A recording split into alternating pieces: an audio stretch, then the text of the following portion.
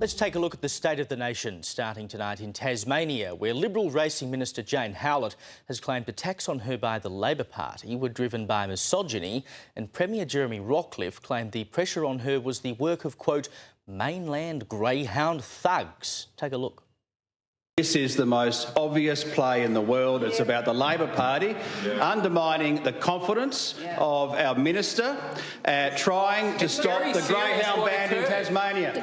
Cashed up, mainland, greyhound, thugs, they know the game is up and they're protecting their interests in mainland Australia. And I'll tell you what, we'll get this ban done.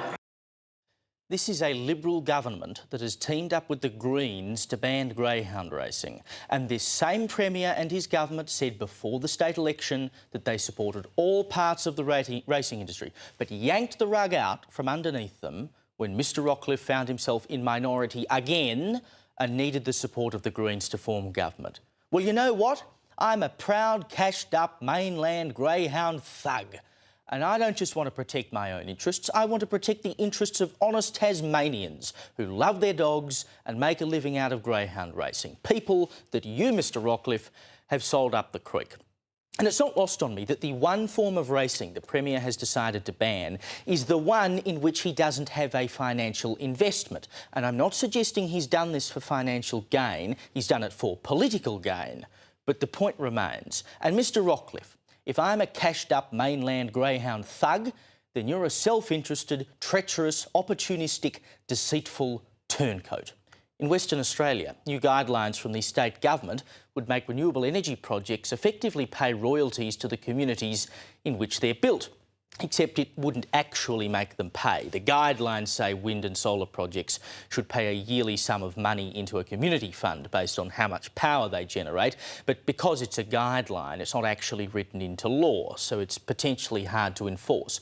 But I think it's a good first step. It ought to be written into law, and these big projects should be forced to compensate communities for taking over huge swathes of land if they're going to be built, and other states should be looking to do the same. In New South Wales, taxpayers are spending more than $10 million a year on the salaries of people who plan bike lanes. Yes, bike lanes. The Active Transport and Vibrancy branch of Transport for New South Wales. What a name. They employ 123 people, 72 of whom are on more than 150 grand a year. Now, according to Transport Minister John Graham, this mob works to, quote, and bear with me here, integrate all modes of transport into New South Wales cities and neighbourhoods. If that gobbledygook wasn't enough for you, he also said they, quote, lead active transport, e-micromobility and vibrancy outcomes through place-based activation, urban design and policy reform. The hell does that mean? These people are honestly on another planet. Now, apparently that means building bike lanes and shutting streets for events. I'm not sure you could accuse them of delivering value for money, just pain in the form of bike lanes. In the Northern Territory, a parliamentary committee has recommended the government look at scrapping the good character defence as a mitigating factor in sentencing.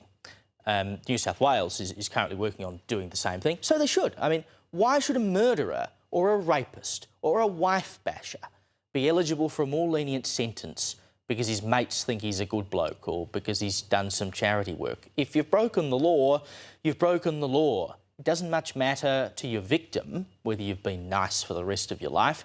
In that moment, you've inflicted pain that can never be taken away. If you commit those sorts of crimes, you are automatically not of good character.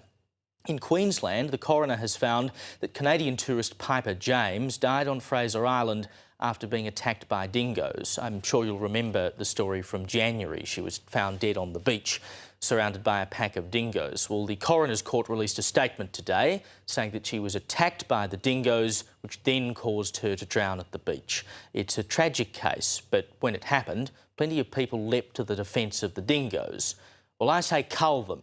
10 were culled after Ms James was killed, but keep going. There is a clear problem with dingoes on Fraser Island, or Gari as it's now called, and they shouldn't be prioritised over human life. In South Australia, One Nation has ruled out doing a preference deal with the Liberal or Labor parties at the state election in a fortnight. Their state leader, Corey Bernardi, says neither party deserves any support or endorsement and that they'll instead be telling people to put One Nation first and work out their own preferences from there. I've often wondered how many people actually follow how to vote cards. I mean, I certainly don't, but I also vote below the line and fill out every box, so I guess I'm probably not the average person. But One Nation clearly doesn't want to be attached to any major party, and I can understand why, given Labor is going to win in a canter, so there's no real need to do a deal with the Libs. But I'm sure the Liberals will be annoyed because they're struggling as it is. In Victoria, the global boss of Ford has warned that the car manufacturer could cut 1,500 Australian engineering jobs and that we could turn into, quote, a nation of hairdressers under the Albanese government's car emissions scheme. Jim Farley is in Melbourne for the Grand Prix this weekend, and Ford actually employs 1,500 engineers in Victoria. They developed the Ford Ranger and the Ford Everest, which have been a success here, and of course they're now sold in more than 150 countries around the world. But Mr Farley says the government doesn't seem to care about keeping manufacturing jobs here. He said, quote, "We have to work with your government because we have to be competitive on speed and costs here in Australia versus China or Vietnam or other places. Your government has to decide if they want engineers in your country or do you want to be a country of hairdressers and bankers?" I couldn't have said it better myself. You would have thought COVID taught us that self-sufficiency is a virtue and we should be making things. And in the ACT, the Ombudsman has found that the public housing outfit, their Housing ACT, is failing to repair and maintain properties with problems such as collapsing ceilings and leaking sewage. Sounds like a pretty crap situation, sorry. But in all seriousness, how hard is it to work this stuff out? There are a lot of people in public housing, decent people, who already feel down on their luck. Their landlord not doing anything about sewage leaking through their home is a surefire way to make sure they stay that way.